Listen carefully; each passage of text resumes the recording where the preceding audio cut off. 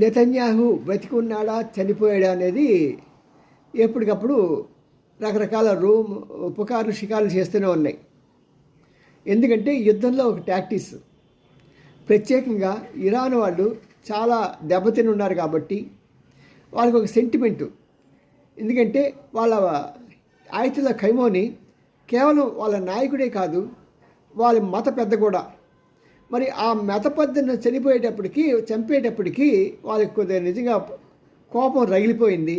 దానికి తోడుగా అమెరికా వాళ్ళు స్కూల్ పిల్లలు 175 మందిని చంపేసేటప్పటికి ఆ కోపం పరాకాష్ఠకి చేరింది. దాంతో వాళ్ళు రగిలిపోతున్న ఈ ఇరానీయులు ఎలాగైనా సరే మనం అమెరికా వెళ్ళి అమెరికాని కొట్టలేం కాబట్టి అమెరికా స్థావరాలు ఎక్కడ ఉంటే అక్కడ స్థావరాలు కొట్టేద్దాము, అంతేకాకుండా మనకి చాలా కాలం నుంచి శత్రువుగా మన పక్కలో బలంగా ఉన్న ఈ యొక్క ఇజ్రాయెల్ ప్రధానమంత్రిని లేపేద్దాము అని చెప్పేసి వాళ్ళు కంకణం కట్టుకున్నారు.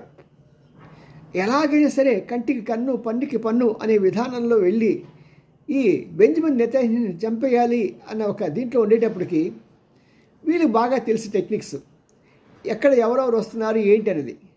ఎందుకు అనవసరంగా మనం ఏమాత్రం ఏమరపాటుకోనా సరే మన కష్టాన్ని తెచ్చుకోవాలి అని వీళ్ళు మారుమూల ప్రదేశంలో ఎక్కడో సరే జాగ్రత్తగా ఉండాలి. ఆయన నెతన్యాహు ఎట్టి పరిస్థితుల్లో కూడా ఆయన చనిపోవటం లేకుంటే ఆయన ఈ బాంబు దాడిలో ఇదవటం అనేది ఇజ్రాయెల్ డిఎన్ఏలో ఉండదు నాకు తెలిసినంత వరకు. మరి ఇప్పుడు ఒకవేళ నిజంగా వాళ్ళు కూడా బిలీవ్ చేస్తే చనిపోయాడు వాళ్ళకి పక్కగా సమాచారం ఉంటే వాళ్ళ స్టేట్మెంట్ ఇచ్చారు.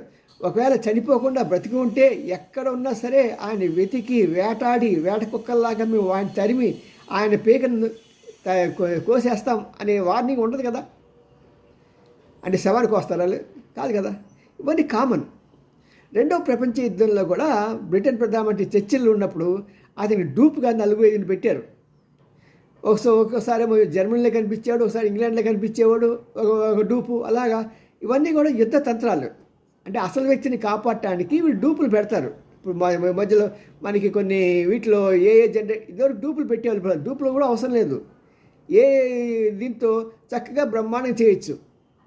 కాబట్టి నిజంగా బ్రతికున్నాడా లేదా అనేది మనకి అనవసరం. ఇవన్నీ కూడా ఎప్పుడు వాస్తవాలు తెలుస్తాయి? యుద్ధం అంతా అయిపోయి శాంతి నెలకొన్న తర్వాత ఒక వారంకో 10 రోజులకో తెలుస్తాయి. కానీ ఇక్కడ ఎవరు దేన్ని కోరుతున్నారు? చిన్నపిల్లల మీద ఆడవారి మీద దౌర్జన్యం చేసేవాళ్ళు వాళ్ళని ప్రపంచం ఖండించాలి, లేకుంటే ఇక కష్టమవుతుంది. సీ యూ మీ N Ramji, senior journalist, Gudiganta TV 9. Like చేయండి, షేర్ చేయండి.